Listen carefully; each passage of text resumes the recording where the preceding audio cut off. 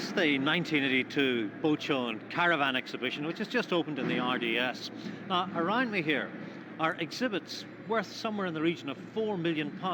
That's 4 million, which represents, to some extent, the potential for this kind of industry in Ireland. And yet it's a potential which, both in terms of tourism and job creation, has not been realised. Low-budget boat sales are booming. But as marine industry executives keep telling government ministers, the growth market being missed is for boats which need moorings, harbour facilities and onshore services. Boatyards are going through hard times, yet the brokers all insist they could sell more new or second-hand vessels if only customers had somewhere to keep them. The recession's biting hard, but 2 boats in the £50,000 range were sold before the show opened. Despite lack of official backup, a fledgling marine industry is taking shape in this country.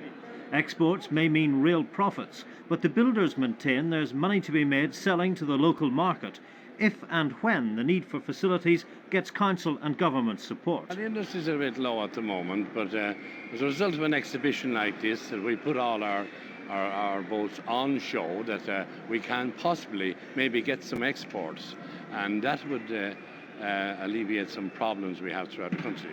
Now, I must say this, that we, of course, deplore that we have much help from the county councils or in fact government parties to have a marinas built. You take, for example, from on the south coast, from Wexford to Tlawhead, we have only this year putting in the first marina.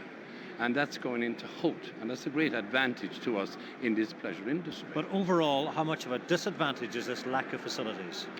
Well, it is a disadvantage to the extent that we haven't got moorings enough for extra boats to go out on. You cannot buy a boat and where you cannot put it out on a mooring.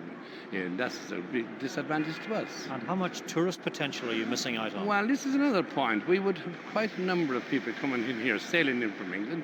We're very close to England, and our clubs throughout the East Coast and the South Coast work very closely with England, and therefore we could have those people over here for a little longer time if we had marinas or some facilities for them.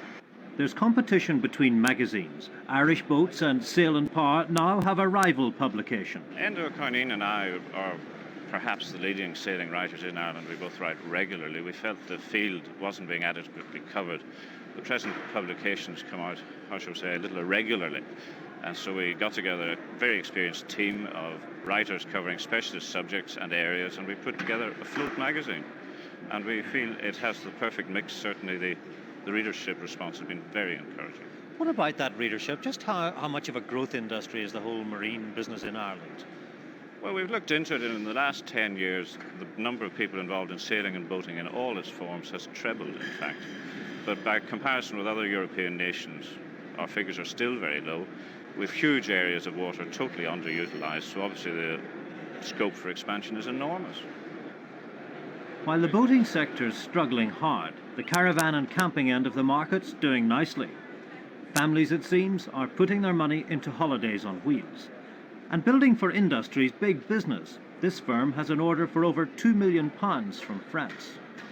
The caravan industry in Ireland has developed significantly over the last number of years. There is an increase in the number of caravan sites which have come on stream. There are now 102 caravan sites. Bord Fáilte have made a big injection into this last year. They gave £300,000 grant aided. And while the caravan industry were very pleased to see this, we would like to see further development particularly in the sense of our holiday homes. These are the luxury units.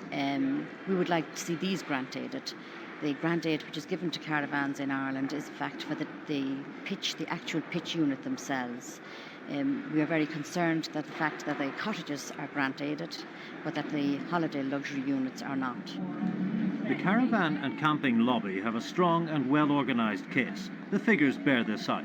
34,000 people had caravan holidays here last year.